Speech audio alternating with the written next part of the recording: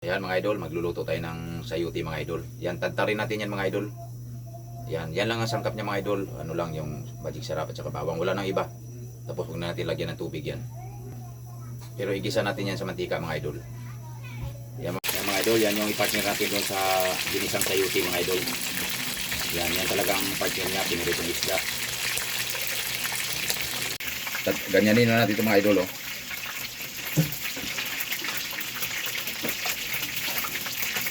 Medyo matagal lang ito gagawin mga idol pero masarap ito mga idol.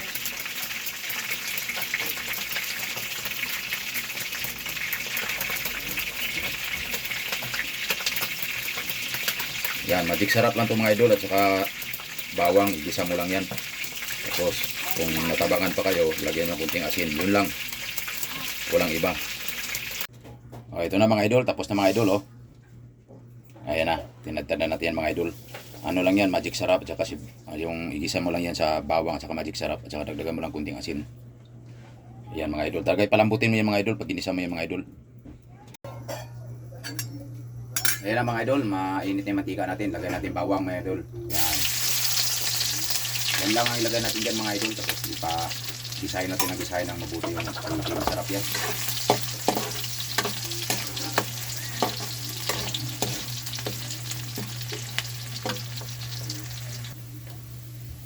Ayan na mga idol, brown na yung bawang natin. Pwede natin ilagay yung sayuti.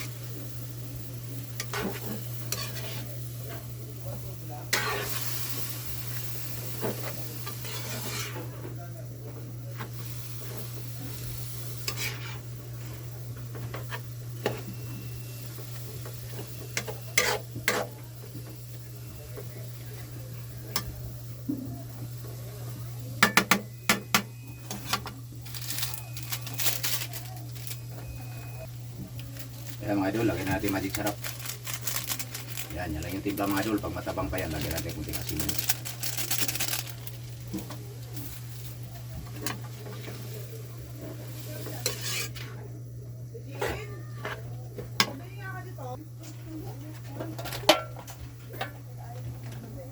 Ayan mga idol, palambutin lang natin ang palambutin mga idol. Hindi natin lagyan ng tubig yan kasi yung mismong katas na niya ang mag-ano yan sa kanya.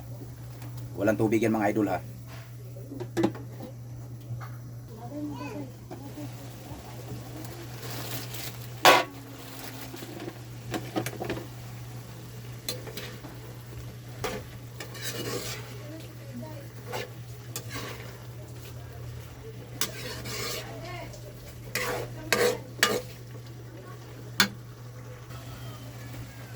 Yan mga idol, magdagdag din ng asin.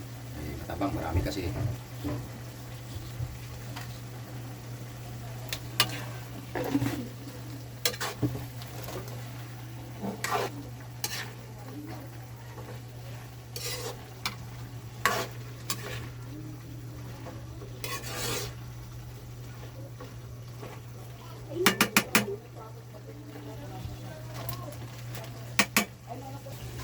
Okay na mga idol, luto na mga idol. Yan na, malambot na siya mga idol. Oh. Yan, ganyan lang mga idol. Tapos ang partner niyan, pinilito. Yan. Sa akin kasi mga idol, pinapalambot ko talaga ng gusto kasi masarap. Ayan, thank you for watching mga idol.